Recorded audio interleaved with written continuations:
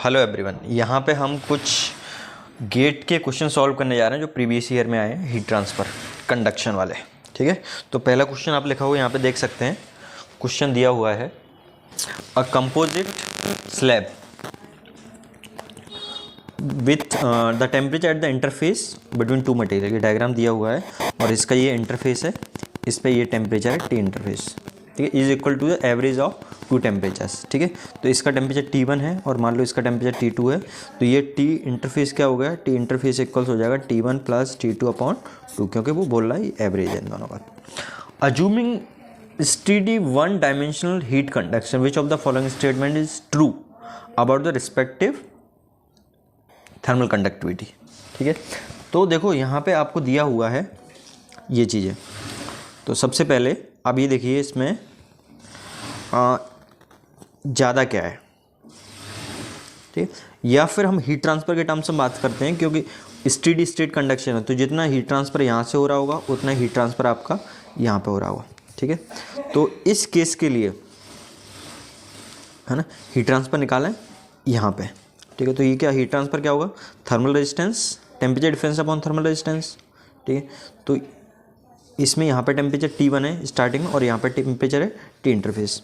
तो Q dot equals क्या हो जाएगा, Q डॉट इक्वल्स हो जाएगा टेम्परेचर डिफरेंस, तो T interface minus T upon, और ये क्या होता है नीचे L/K होता है, तो L की जगह यहाँ पे क्या है 2B अपॉन K क्या है K1। ठीक है, और एरिया नहीं दिया है, एरिया इसमें दिया नहीं है तो हम एरिया को कंसीडर कर लेंगे 1। ठीक है, या फिर आप चाहें तो एरिया लिख भी सकते हैं, कोई दिक्कत नहीं है। ए, और ये किसके इक्वल होगा, जितना हीट ट्रांसफ़र यहाँ पे हो रहा होगा। ठीक है, तो ये टी इंटरफेस है और यहाँ पे टेम्परेचर मान लेते हैं T2 है। ठीक है, तो ये हो जाएगा आपका T2 minus T interface upon, ये L की जगह क्या यहाँ पे B है अपॉन K2A, क्योंकि हीट ट्रांसफ़र सेम है हर जगह, तो यहाँ से ए से ये कैंसिल आउट हो जाएगा ये। ठीक है, तो अपन को क्या इक्वेशन मिल जाएगी, इक्वेशन मिल जाएगी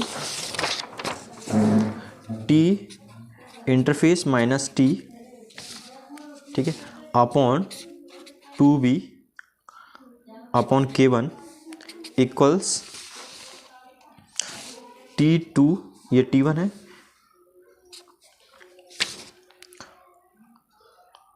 ओके, यहाँ पे T1 आ जाएगा, equals T2 minus T interface upon B upon K2। ठीक है, तो इसको और फर्दर सिंप्लीफाई करें तो B से B कैंसिल आउट हो जाएगा। ठीक है, और ये कहाँ, ये आपका 2 है। ठीक है, तो इसको ये बन जाएगा आपका कुछ इस तरह से T interface minus T1 upon ये 2K है। ठीक है, 2 डिवाइडेड बाई K है, तो ये ऊपर पहुंच जाएगा तो ये हो जाएगा 2K1, सॉरी ये K पहुंचेगा आपका ऊपर। ठीक है, तो यहाँ पे आ जाएगा K1। ठीक है, इक्वल्स क्या आ जाएगा, ये K2 पर पहुंचेगा तो K2 T2 minus T interface, और नीचे कुछ नहीं बचेगा 1 है। ठीक है, चाहो तो 1 लिख भी सकते हैं। तो यहाँ से हम T1 के टर्म्स में लिखना चाहें तो T1 के टर्म्स में क्या आ जाएगा आपका,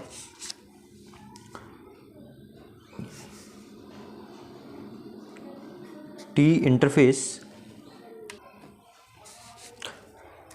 interface minus T1 upon T2 minus T interface equals क्या आ जाएगा, ये आ जाएगा आपका, ये वाला टर्म हमने इधर भेज दिया तो ये 2K2 अपॉन K1 आ जाएगा। अब आप देखो क्वेश्चन में क्या दिया हुआ है, क्वेश्चन में दिया हुआ है TI इंटरफेस वाला जो टेम्परेचर है वो किसके इक्वल है, T1 प्लस T2 अपॉन 2। इसको थोड़ा सा और सिंप्लीफाई करें तो क्या लिख सकते हैं हम, 2T इंटरफेस इक्वल्स क्या हो जाएगा T1 प्लस T2। हम इसको इस तरह से कुछ ब्रेक कर देते हैं, तो ब्रेक करें तो क्या लिख सकते हैं इसकी जगह, ये लिख सकते हैं T interface minus T1 equals क्या आ जाएगा T2 माइनस टी इंटरफेस। ये हो जाएगा ना, क्योंकि आप इसको इधर भेजोगे ये 2 हो जाएगा और इसको इधर, तो ये, तो आप देखो ये दोनों इक्वल हैं, ये इक्वल हैं, इसका मतलब ये जो टर्म है, ये टर्म ये कैंसिल आउट हो जाएगा, तो आपका 2K2 अपॉन K1 इक्वल्स 1 आ जाएगा। तो यहाँ से K1 इक्वल्स क्या आ गया, 2K2। ठीक है, और आपको यहाँ से ये भी समझ में ठीक है, तो यहाँ से डायरेक्ट आपका ये आंसर आ गया K1 इक्वल्स 2K2। और क्वेश्चन सॉल्व करते हैं कुछ। ये क्वेश्चन आप ये लिखा हुआ देख सकते हैं, ये गेट 2009 का क्वेश्चन है। HI यहाँ पे जो कन्वेक्टिव हीट ट्रांसफर कोफिशिएंट दिया हुआ है, ठीक है, और ये HO ये यहाँ पे जो कन्वेक्टिव हीट ट्रांसफर कोफिशिएंट दिया हुआ और टेम्परेचर दिए हुए हैं। ठीक है, आपको पूछा है टेम्परेचर इंटरफेस, यहाँ पे टेम्परेचर पूछा है T इस जगह पे। तो अब निकालते हैं। सबसे पहले हम Q निकाल लेते हैं इस पूरे का। ठीक है, तो पूरे का Q निकालेंगे तो क्या होगा, final temperature difference. Final temperature difference क्या होगा, इनिशियल टेम्परेचर माइनस ये वाला टेम्परेचर। तो क्या होगा 20 माइनस का 2 अपॉन थर्मल रेजिस्टेंस। तो इसका थर्मल रेजिस्टेंस क्या हो जाएगा 1 अपॉन H। एरिया नहीं दिया है इसमें, ठीक है, तो एरिया जब नहीं दिया है तो हम एरिया को यूनिट कंसीडर कर लेंगे। तो 1 अपॉन H ये प्लस ये L1 अपॉन K की K आ जाएगा, K1 आ जाएगा, plus L2 upon K2 plus 1 upon HO ये HI। ठीक है, एरिया हम कंसीडर, एरिया को यूनिट मान लिया। वैसे तो क्या होता है 1 upon HA L upon K है ना, इस तरह से रहता है। क्योंकि एरिया नहीं दिया तो एरिया को हमने यूनिट कंसीडर कर लिया। अब वैल्यू पुट अप कर देते हैं तो Q इक्वल्स क्या हो जाएगा, ये 22 हो जाएगा अपॉन 1 अपॉन HI। HI कितना है 20 प्लस L1 की वैल्यू कितनी दे रखी है, L1 आपको दिया है 0.3 अपॉन K1 कितना है 20 प्लस L2 कितना है 0.15 अपॉन K2 कितना है 50 प्लस 1 अपॉन H0 कितना है 50। तो ये थर्मल रेजिस्टेंस हम कैलकुलेट कर लेते हैं, उसके बाद ये पूरा क्वेश्चन सॉल्व हो जाएगा। वर्चुअल कैलकुलेटर से इसको सॉल्व करते हैं।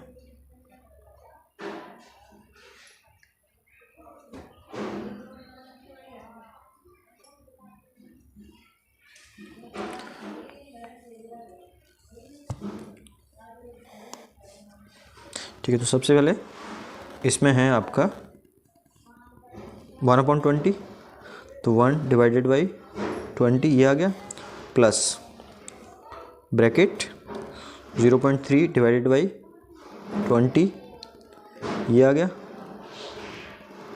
प्लस इसको सॉल्व करते हैं 0.15/50 ये आ गया, प्लस 1/50। ठीक है, तो ये आपका आ गया 0.88। तो Q इक्वल्स आ गया 22/0.088। ठीक है, तो इसको अपॉन में कर देते हैं, इन्वर्स ये आ गया, इसमें मल्टीप्लाई कर देते हैं 22 का, तो आ गया 250। तो Q कितना आ गया 250 वाट पर मीटर स्क्वायर है ना, पर यूनिट में टर्म्स में। अब ये वैल्यू हर जगह सेम रहेगी। ठीक है, अब हम यदि सिर्फ इस पोर्शन को कंसीडर करें, तो इस पोर्शन को कंसीडर करेंगे तो क्या होगा, ये Q अपने पास है 250 इक्वल्स टेम्परेचर की यदि हम बात करें तो यहाँ पे टेम्परेचर पता है अपन को कितना है, यहाँ पे टेम्परेचर 20 डिग्री, तो 20 minus T upon thermal resistance कौन सा ये वाला प्लस इसका, तो 1 upon HI plus L1 upon K1। तो this implies 250 equals 20 minus T upon 1 upon HI की वैल्यू कितनी है 20, तो 1/20 प्लस L1 कितना है, L1 0.3 और K1 की वैल्यू कितनी है, K1 की वैल्यू है आपकी 20। तो ये सॉल्व हो गया, ये हो गया 20। तो थर्मल रेजिस्टेंस निकाल लेते हैं, तो हो जाएगा आपका 1/20। ठीक है, प्लस 0.3/20 ये आ गया। तो हम लिख देते हैं इसको 250 इक्वल्स 20 माइनस T अपॉन 0.065। इसका मल्टीप्लाई हो जाएगा क्रॉस मल्टीप्लाई, तो इंटू 250, तो ये आ गया 16.25 इक्वल्स 20 माइनस T। तो T इक्वल्स क्या आ जाएगा, इसको T को इधर भेज देते हैं, तो 20 माइनस 16.25, तो इसको -20 करें यहाँ से तो आ गया 3.75। तो टी की वैल्यू आ गई 3.75 डिग्री सेल्सियस। तो इसका ये आपका सी ऑप्शन हो जाएगा करेक्ट। और क्वेश्चन सॉल्व करते हैं। यहाँ पर क्वेश्चन लिखा हुआ आप देख सकते हैं, ये बेसिकली थर्मल रेजिस्टेंस का क्वेश्चन है। इसमें दिया हुआ है composite slab as shown in figure below. Depth of slab दिया है आपको 1 मीटर। इसकी जो डेप्थ है, डेप्थ बेसिकली इस पेपर के परपेंडिकुलर होगी, तो 1 मीटर दिया हुआ है। जो के की वैल्यू है वो दी है आपकी वॉट पर मीटर केल्विन, मतलब ऐसा यूनिट में दिया हुआ है। जो भी यूनिट होती हैं सबसे पहले उनको ऐसा यूनिट में चेंज करना होता है, थर्मल रेजिस्टेंस निकालना है। तो ये बेसिकली बनता कैसे, जैसे हम इलेक्ट्रिकल रेजिस्टेंसेस की एनालॉजी निकालें, ये कुछ इस तरह से रहेगा। ये पहला रेजिस्टेंस हो जाएगा R1, और फिर ये दोनों कैसे हैं, पैरेलल हैं। ये R2 हो जाएगा आपका, और यहाँ पे ये R3 हो जाएगा। इस तरह से बनेगा, ठीक है। R1 R2 R3। तो सबसे पहले इनको निकालेंगे, तो इनका क्या हो जाएगा, इसका यदि इक्विवेलेंट निकालें तो ये R1 तो एज इट इज़ रहेगा, और यहाँ पे ये R इक्विवेलेंट निकालेंगे, तो इसका R इक्विवेलेंट क्या हो जाएगा, R1 R2 पैरेलल है तो अपॉन R1 प्लस R2। तो सबसे पहले हम इसी को सॉल्व करते हैं। तो ये 1 है, ये मान लेते हैं 2 है, और ये 3 है। तो 2 3 का इक्विवेलेंट निकालते हैं। तो सबसे पहले R2 की बात करें तो ये क्या होगा, L अपॉन के। तो L की वैल्यू कितनी है, 0.25 के कितना है 0.1। अब एरिया की हम बात करें तो इसकी डेप्थ तो दिया है 1, और यहाँ पे ये दिया है, तो कितना हो जाएगा 0.5 इंटू 1 मीन्स 0.5 मैंने डायरेक्ट लिख दिया। तो ये आ जाएगा आपका, लिख लेते हैं इसको, ये आ गया आपका 0.25 डिवाइडेड बाई 0.1 इंटू 0.5। ओके, तो ये आ गया आपका 0.5। ओके, अब निकालते हैं R3। तो R3 भी L अपॉन के से निकालेंगे भाई, इसका फॉर्मूला क्या होता है, L अपॉन के। तो यहाँ पे भी L की वैल्यू 0.25 है, के की वैल्यू कितनी है 0.04 है, और एरिया कितना हो जाएगा, ये देखो आप, ये पूरा 1 है, ये भी कितना होगा 0.5 हो गया, और इसकी डेप्थ, इसकी जो परपेंडिकुलर वो क्या है 1 है, तो ये भी 0.5 हो गया। इसको निकालें तो ये आएगा आपका 0.25 डिवाइडेड बाई 0.04 ओके इंटू 0.5, ठीक। तो ये आ गया आपका 12.5, ठीक है। ये थोड़ा कैलकुलेशन का रह रहा है, यहाँ पे आएगा 5, ठीक है। तो अब इनका इक्विवेलेंट निकालें, तो R इक्विवेलेंट निकालेंगे तो क्या आ जाएगा, R1 R2 इंटू R3 ना, बेसिकली R2 R3 हैं, तो यहाँ पे R2 प्लस R3। तो मैं थोड़ा सा इसको यहाँ पे सॉल्व करता हूँ। तो R इक्विवेलेंट इक्वल्स क्या आ जाएगा, 5 इंटू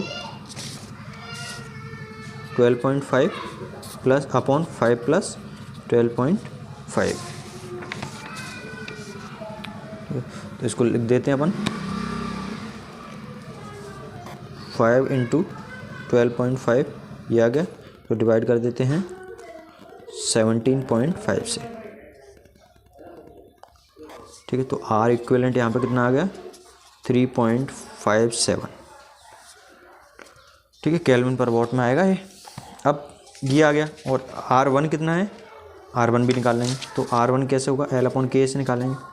तो L कितना है इस केस में 0.5 अपॉन के कितना है 0.02। अब एरिया इसमें क्या हो जाएगा, ये 1 है, इसकी डेप्थ ही 1 है, तो एरिया 1 हो जाएगा, 1 इंटू 1। तो इसको लिख देते हैं डायरेक्ट, 0.5 डिवाइडेड बाई 0.02, तो ये आ गया 25।